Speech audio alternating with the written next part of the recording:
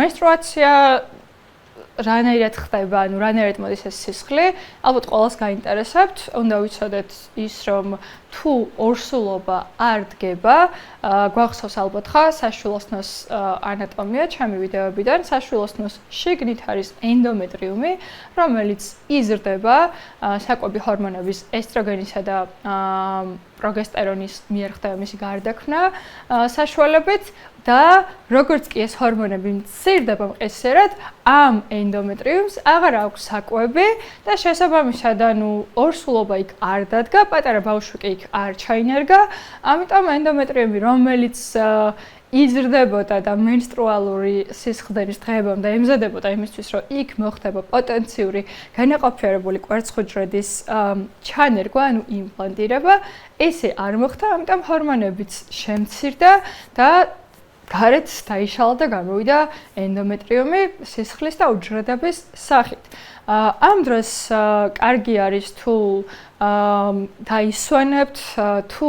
ძალიან მტკივნეული menstruacja გაქვთ, აუცილებლად ექიმს უნდა მიმართავთ, თუ ჭარბი გაქვთ, ეს შეგიძლიათ საფენებით და ტამპონებით გაზომოთ და უთხრათ, რამდენ ტამპონს ავსებთ ბოლომდე ექიმს და განსაზღვროთ, რამდენ ჭარბი არის თქვენი menstruალური სისხლის რაოდენობა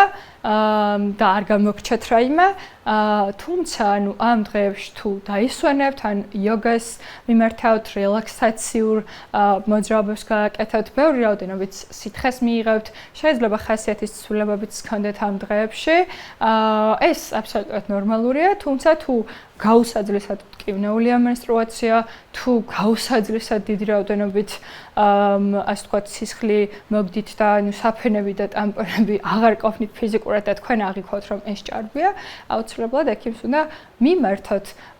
და რომ შევაჯამოთ, რა არის menstruალური ციკლის menstruალური ფაზა, ანუ menstruალური დღეები არის ის ფაზა, როდესაც მანამდე მთელი menstruალური ციკლის განმავლობაში სხვა ჰორმონების